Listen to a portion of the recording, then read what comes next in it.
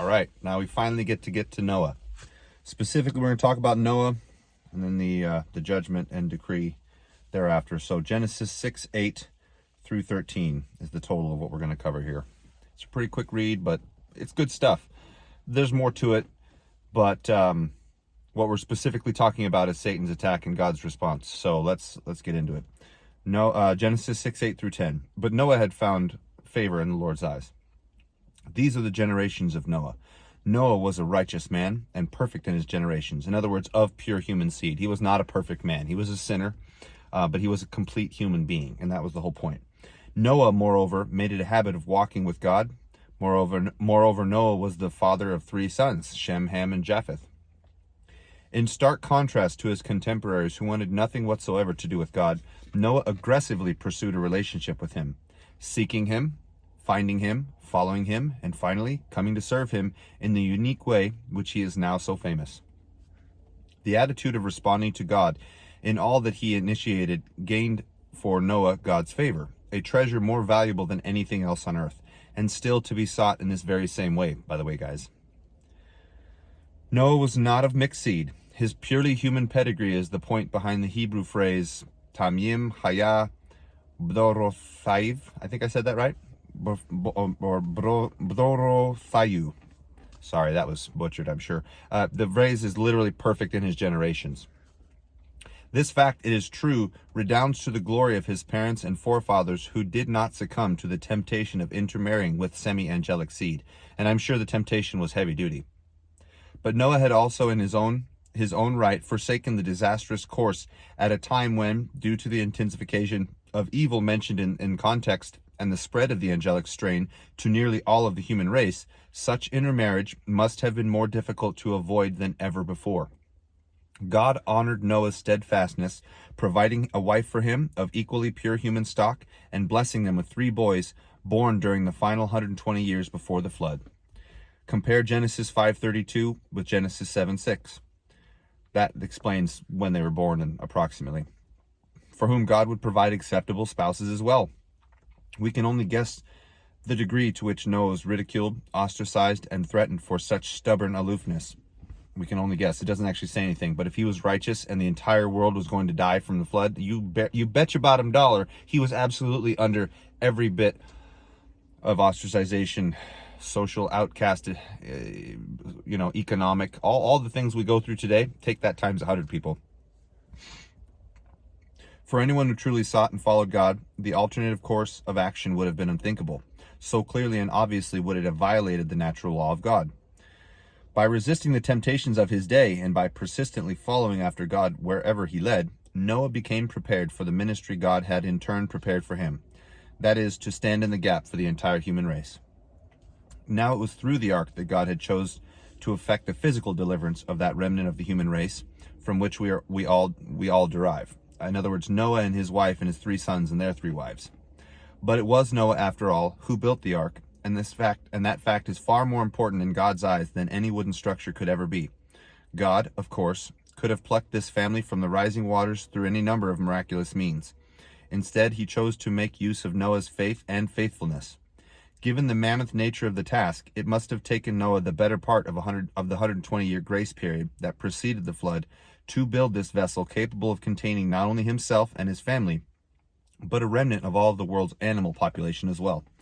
And while it is this famous structure which has captured the attention of posterity since that time, the really amazing part of the story is that Noah persisted at this seemingly impossible task day after day and decade after decade, sticking faithfully to the charge that God had given him. We can scarcely imagine the opposition and active discouragement he encountered from the world for this faithful dedication to the Lord's command. But, in the end, God vindicated Noah, his preacher of righteousness, 2 Peter 2:5, and his work of witness to God, and did so in the most dramatic way.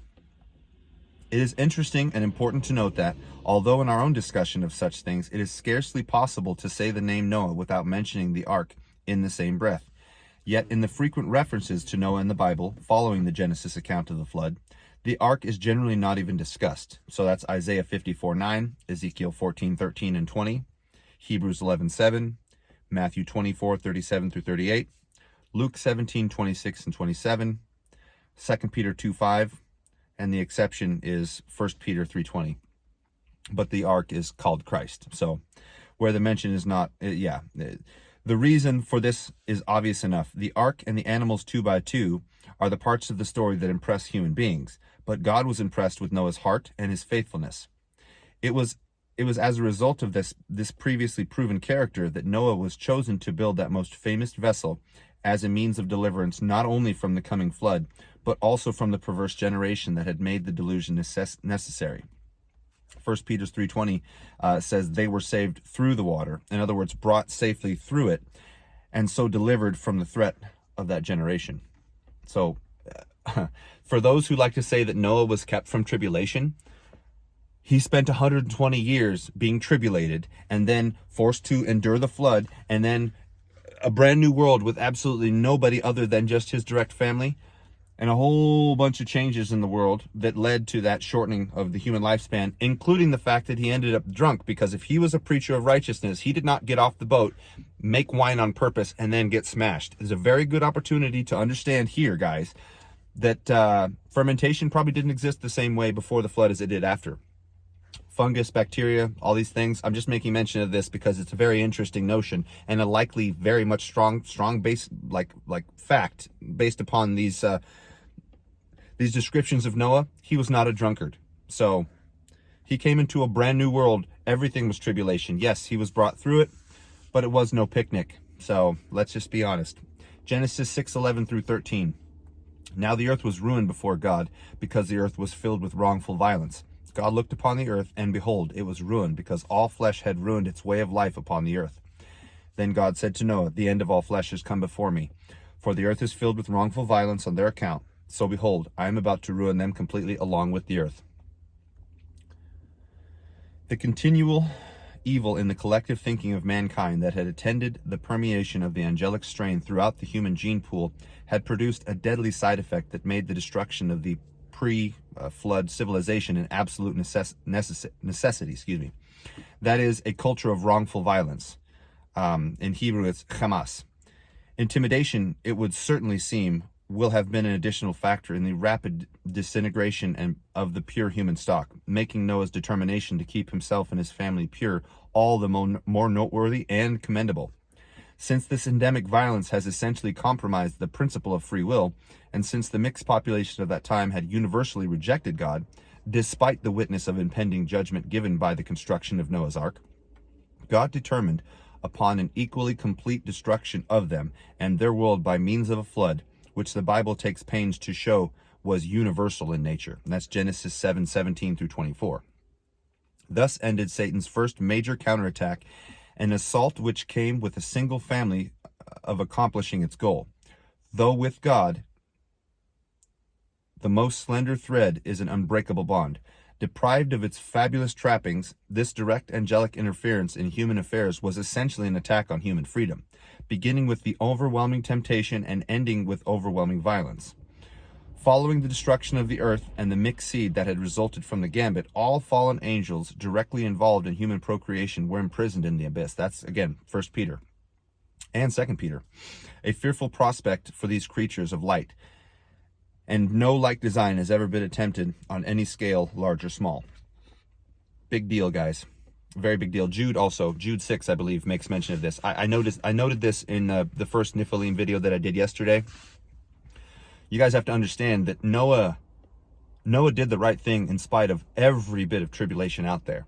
This is another one of those things that if people ever tell you, well, Noah was kept from it. No, he wasn't. He was part of a world that was literally trying to, if not directly kill him, indirectly pressure him to the point to where, well, I mean, I don't know if you guys are aware, but look how Ham and Canaan treated him. Canaan was Ham's son, and they were essentially the source of all the ungodly people that came after the flood.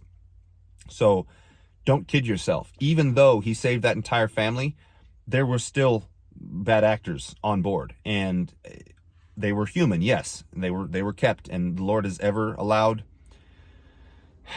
the counter forces to exist, right? Because unfortunately, Satan needs to be tricked too, and all of these people, clearly according to God's design, had to have free will. But make no mistake, Noah absolutely was under tremendous pressure his entire life. His entire family was.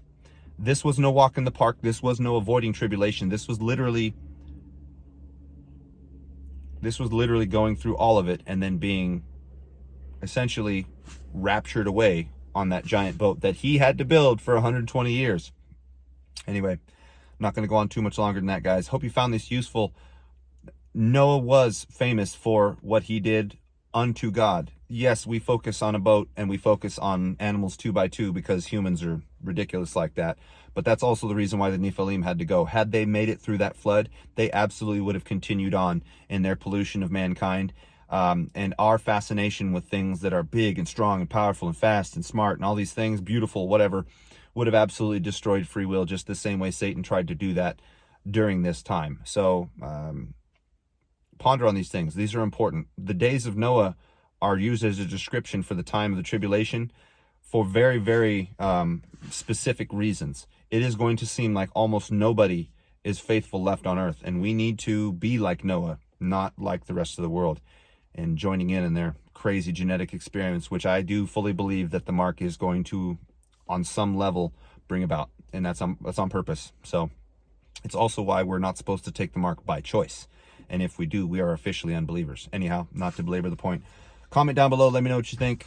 This is good stuff. We need to, again, keep this close to the heart, and remember, what's coming is no picnic, and Noah had to go through it, so do we. Anyway, like, share, comment, subscribe. Talk to you later. Bye.